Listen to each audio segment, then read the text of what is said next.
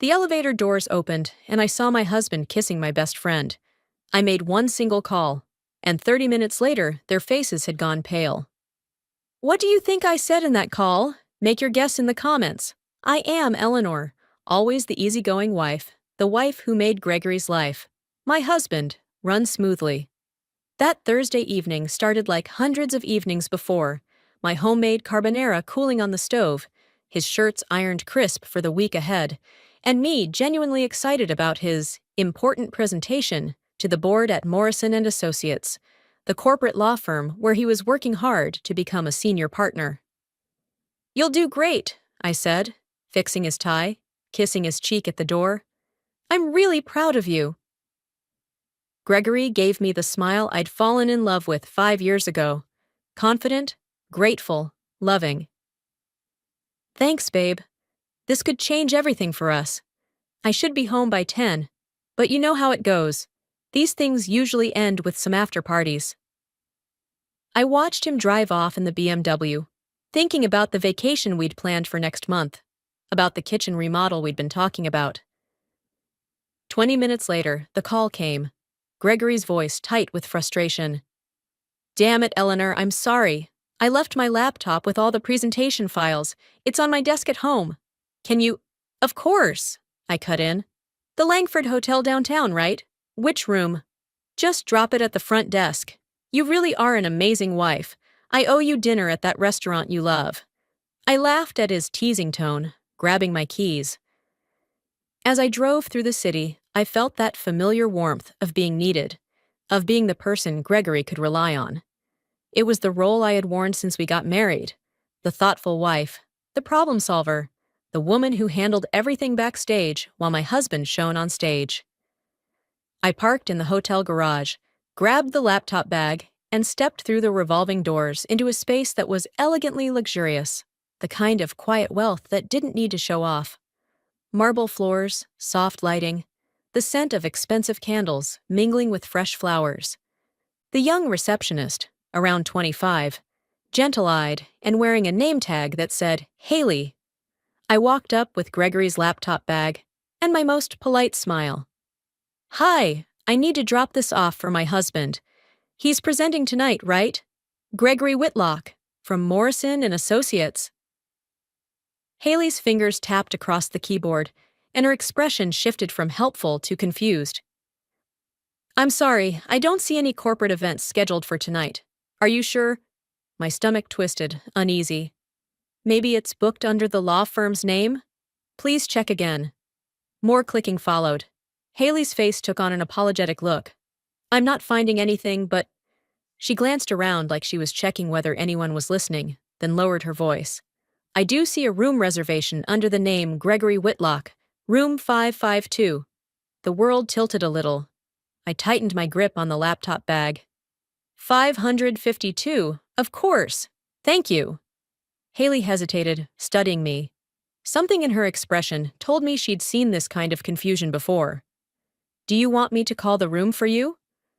"No," I said quickly. "I'll surprise him. Thank you." The elevator ride to the 6th floor felt both endless and strangely fast. I stared at my reflection in the polished steel doors, seeing a woman in jeans and a knit jacket, hair pulled back in a neat ponytail, holding her husband's laptop like the good wife she'd always been. The elevator dinged softly at each floor, climbing toward whatever was waiting on 6. The doors opened at the 5th floor, and that was when my world collapsed.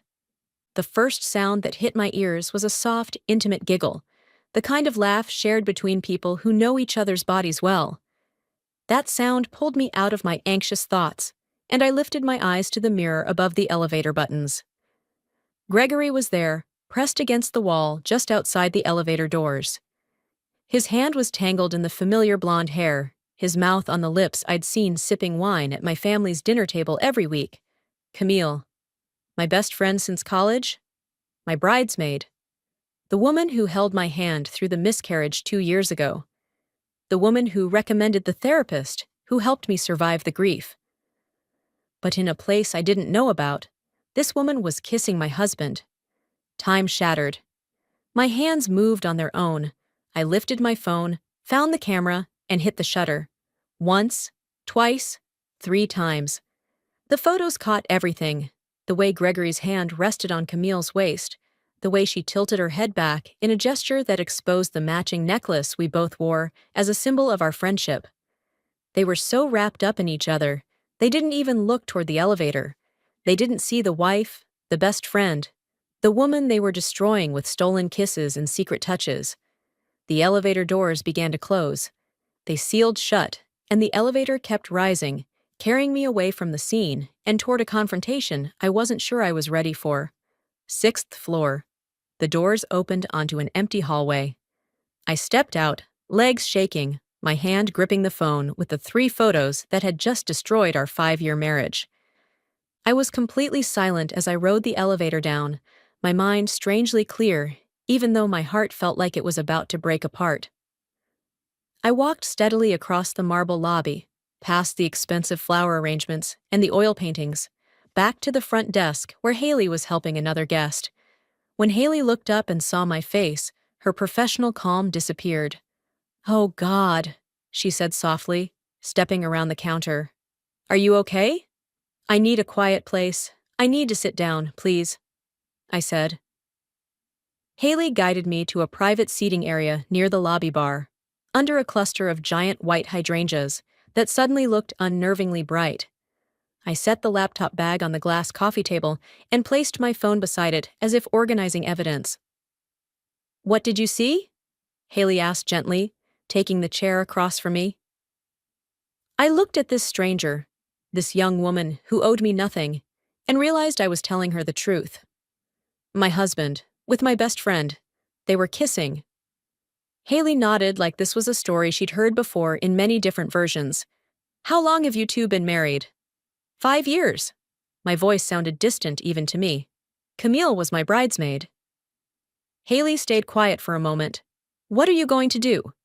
That was the question, wasn't it? What was I going to do? Confront them? Cry? Beg?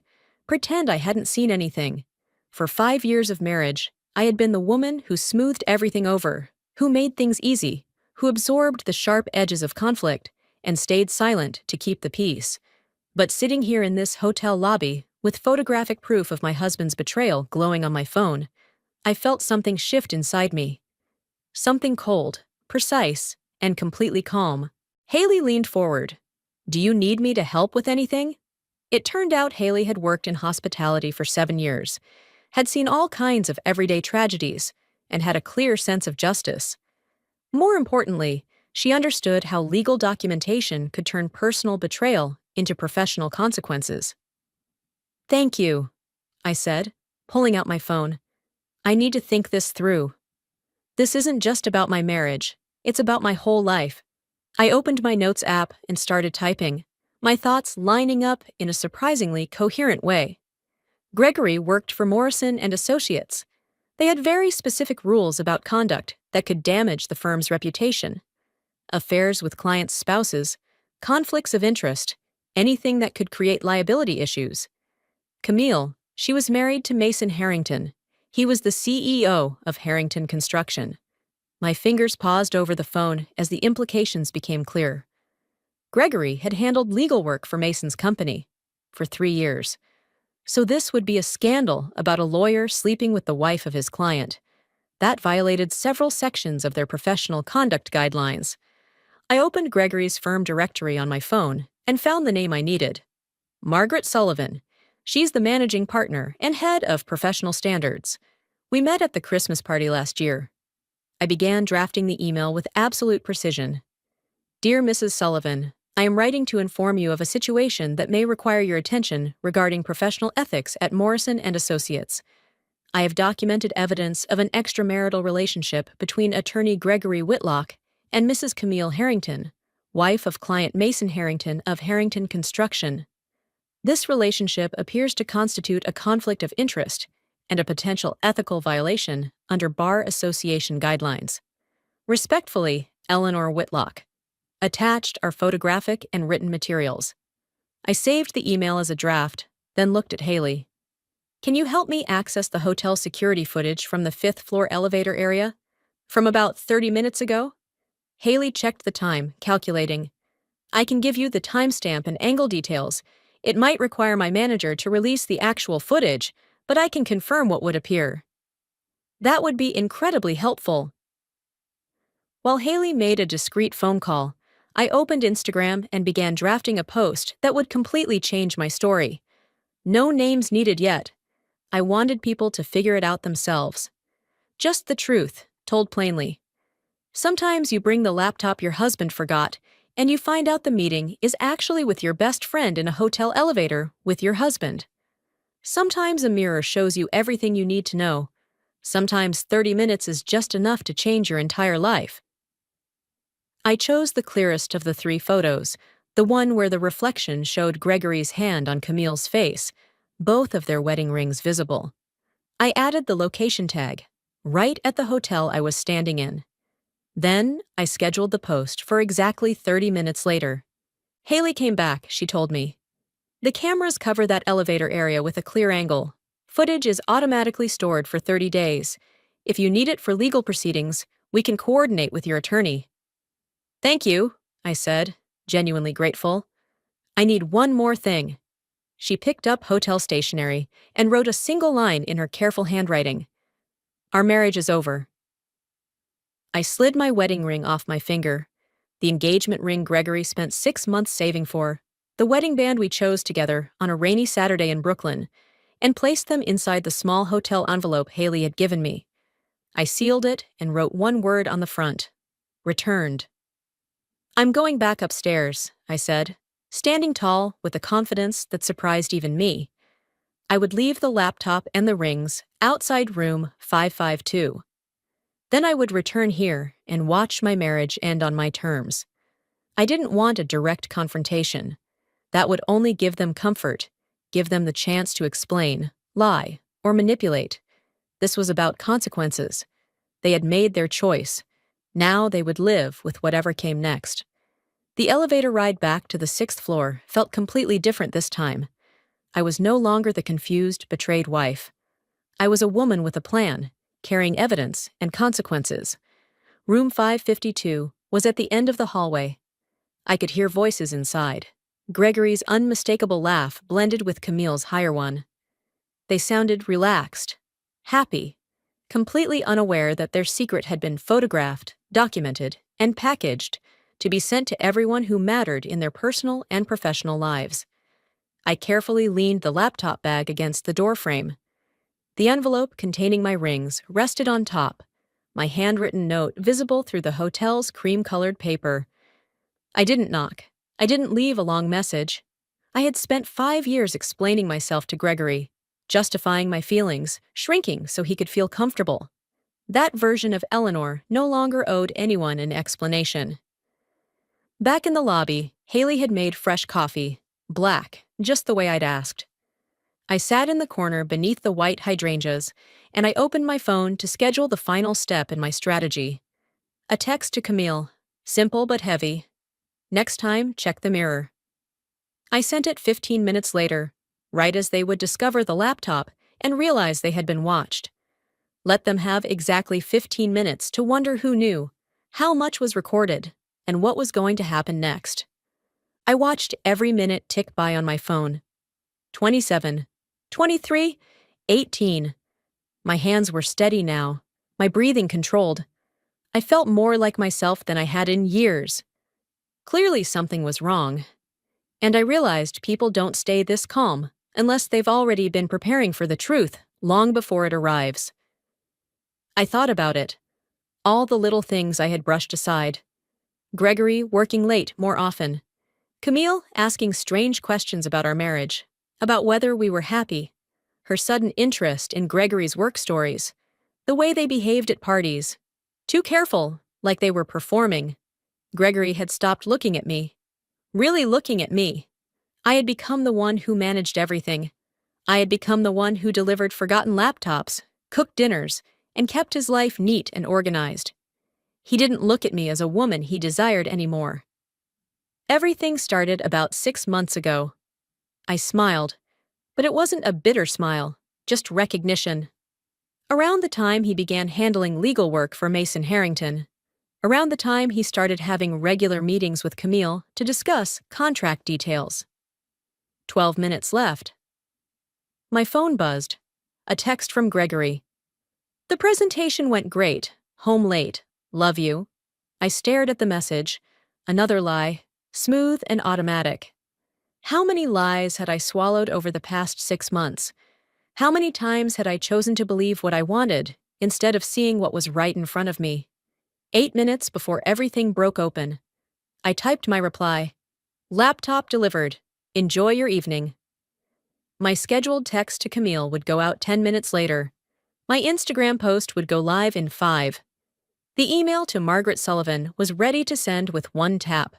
The phone rang, a call from Mason Harrington, Camille's husband. Mrs. Whitlock, this is Mason Harrington. I think we need to talk. I had met Mason exactly 3 times in 3 years. He was a big man with gentle eyes and calloused hands, the kind of person who built his construction company from nothing and still visited job sites in work boots. His voice sounded tired. Mr. Harrington, I'm so sorry about— Don't apologize, he cut in. How long have you known? About 12 minutes. About 12 minutes? He laughed. But it was the kind of laugh only an angry man makes. The kind of laugh someone makes when he wants to throw furniture. You've done me a favor. I've been wondering why my wife suddenly cared about legal documents and contract meetings. Why she dressed up to meet our lawyer?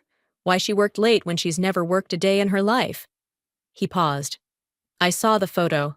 That's my wife's necklace in the picture, the one I bought her for our 7th anniversary last month. I closed my eyes. I'm sorry you had to find out like this. Better than living in a lie for another year. She'll be moving out, and she can take the necklace and not much else. I'm changing the locks, freezing the joint accounts, and calling my personal attorney.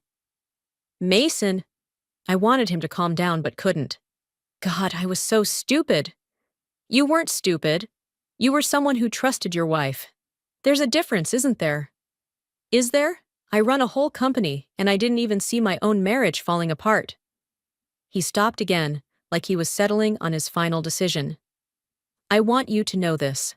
I'm pulling all of my legal work from Morrison & Associates, not because of what you did, because of what they allowed to happen, and I'll make sure everyone in the industry knows why. That meant Gregory wouldn't just lose his job, he wouldn't be able to find another one in his field. The news would spread fast. I stood and smoothed my knit jacket. I walked to the front desk and thanked Haley. Thank you. For everything. For listening. For helping. Are you ready? I looked at my phone. 1 minute left. I've been ready for 6 months, I said. I just didn't realize it. I hit send. The Instagram post went up exactly at 7:30 p.m., right as Gregory and Camille were probably discovering the laptop bag and envelope outside room 552. The people who followed my account, mostly college friends, neighbors, coworkers, family members, started reacting within minutes. My phone buzzed nonstop. Worried friends, shocked relatives, people who had known Gregory and Camille for years and couldn't believe what they were seeing. But I didn't respond to any of them. Instead, I emailed Margaret Sullivan, including the hotel's contact information for accessing the security footage and noting that I would be available to answer any questions the firm might have regarding the ethics issues involved. I checked that my text to Camille had gone out. Moments later, my phone rang. Gregory. I declined the call. Then Camille called. I declined again. At 7:52, Gregory called back. Then, immediately, again. And again. I switched my phone to silent and watched the screen light up with his growing desperation. At 8 o'clock, I received a text from Gregory. Eleanor, please call me. I can explain everything. It's not what you think. Please don't do anything rash. I wrote back. I've seen everything I need to see. Don't come home tonight. 5 minutes later, Margaret Sullivan called. I pressed answer. Mrs. Whitlock, I received your email. I need to ask, are you certain about these allegations? I have photographic evidence, hotel security footage confirming the timestamp, and a witness who can verify it. I saw them together with my own eyes. I'm absolutely certain. Margaret's voice was firm, professional. This is an extremely serious matter. Gregory is being considered for senior partner. If these allegations are verified, it will end his candidacy and could result in disciplinary action. I understand. Mrs. Whitlock, I have to ask, could this be retaliation due to marital issues? Because if Mrs. Sullivan, I cut in calmly, I am a contract analyst at an insurance firm. I understand professional standards and legal ramifications. This isn't emotional retaliation. This is documented evidence of behavior that violates your firm's ethical guidelines and may constitute a breach of state bar regulations. You can verify everything I've stated. There was a pause. We will initiate an immediate investigation. Can you come in tomorrow to provide a formal statement? Of course.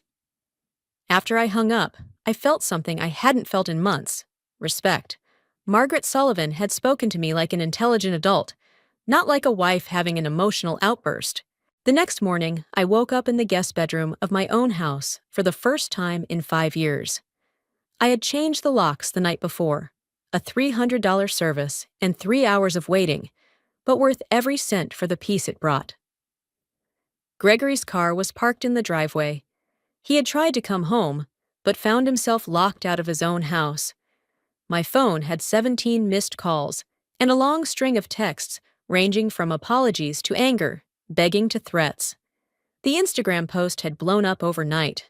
200 comments, 500 likes, dozens of shares. The story spread through our friend groups like wildfire. I was tagged in posts, mentioned in group chats I was in, and contacted by people I hadn't spoken to in years. But the professional fallout moved faster than the social one. At 9 a.m., Margaret Sullivan called back. Mrs. Whitlock, we have reviewed the hotel security footage. We have spoken to the hotel staff who assisted you. We have confirmed the timeline and examined the photographic evidence you provided. I need you to know that the employment of Gregory Whitlock at Morrison & Associates has been terminated immediately. I set my coffee cup down carefully. I understand. Gregory was fired, and Morrison & Associates had filed a report with the State Bar Association regarding potential ethics violations.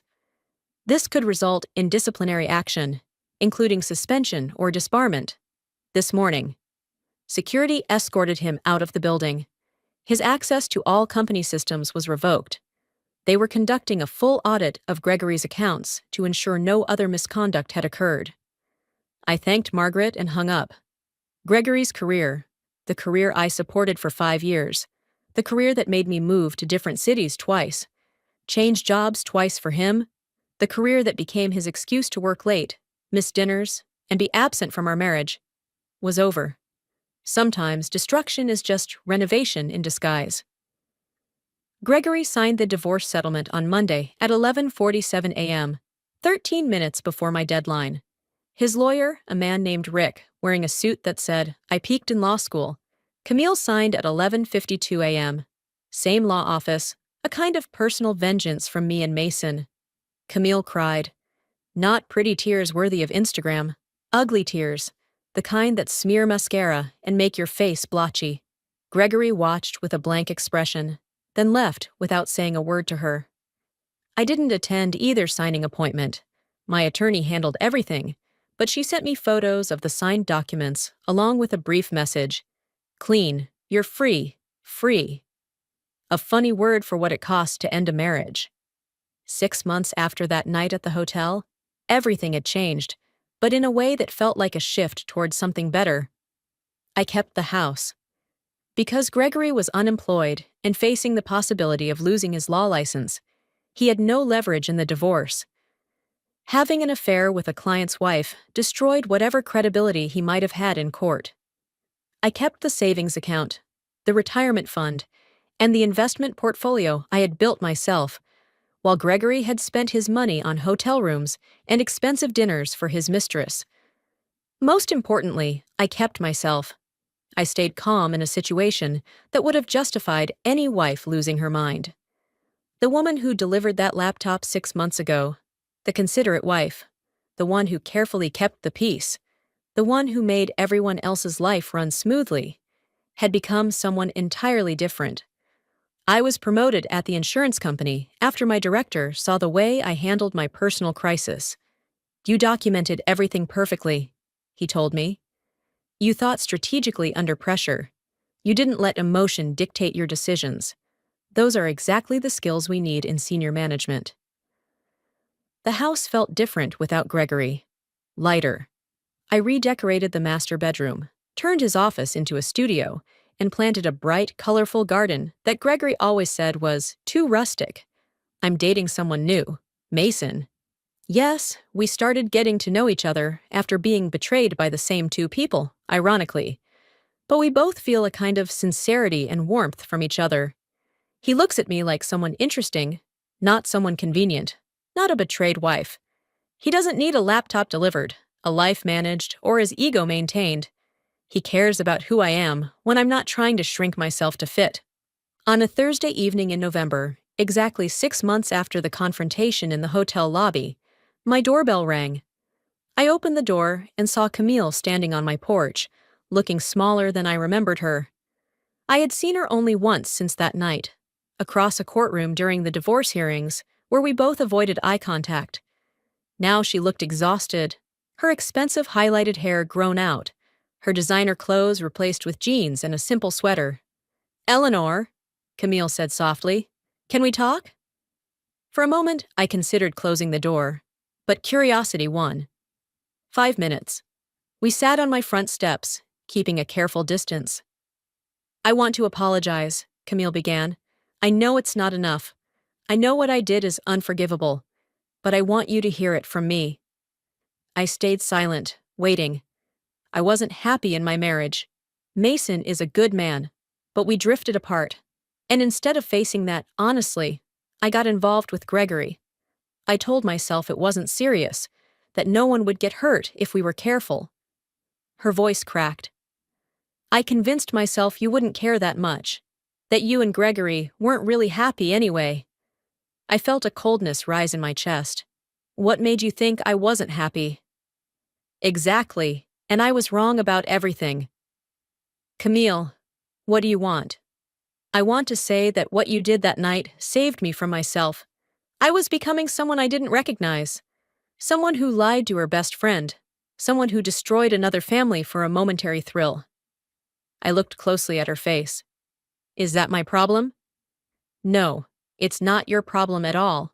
I just want you to know I'm getting help. I'm in therapy. I'm trying to figure out why I became someone who could hurt you like that. But you shouldn't retaliate against me by dating Mason." I sat quietly for a few moments, letting the anger settle. I didn't want my words to come from rage. "I don't forgive you," I finally said, "and I don't want to be your friend, ever again. But love isn't revenge, Camille, and Mason deserves better." Camille stood to leave, then turned back. "For what it's worth, Gregory is miserable. He lost everything, his job, his reputation, his marriage, his home. He's working temp jobs at a small suburban firm and living in a studio apartment." I didn't know why she mentioned Gregory now, but it wasn't something I cared about anymore. "He made his choices. Sometimes he asks about you, asks if you're happy." "I am," I said simply. "Very." And it was true. Sitting on my front steps, watching my former best friend walk away into the evening, I felt the deep satisfaction of a woman who faced betrayal and chose strength instead of victimhood, strategy instead of vengeance, and self-respect instead of the comforting illusion that love means accepting betrayal. When Camille left, Mason came over for dinner with architectural plans for his home renovation and asked my opinion about the kitchen layout. Not because he needed it, but because he genuinely valued it. A small thing, but it made a big difference. When I told him Camille had visited, he hesitated and asked, "Do you ever regret it?" I thought about it. "Not at all. Only that I didn't see it sooner." He poured more wine. "Camille called me last week, wanted to talk, and I hung up." He smiled. "We should cut all ties." Here's the thing no one tells you about a scorched earth divorce. It's not the dramatic moment that changes you, not the confrontation, not the settlement, not even the signature. It's the quiet morning when you wake up and realize you're not angry anymore about what happened. I don't hate Gregory. Hate takes energy, and he's not worth the effort. Same with Camille. They were simply people who made choices. Bad choices. Selfish choices. Choices that destroyed their own lives. My role was never to punish. It was to document, to expose, to let the consequences reveal themselves. Nearly a year passed when I received an invitation in the mail. Thick cardstock, elegant lettering, embossed border. Margaret Sullivan's daughter was getting married, and somehow my name was on the guest list. At the wedding, Margaret approached me during cocktail hour. "Eleanor, I'm so glad you came. I want you to meet my daughter's fiancé. He's an attorney at Morrison and Associates. They're looking for a senior contract analyst with your level of experience."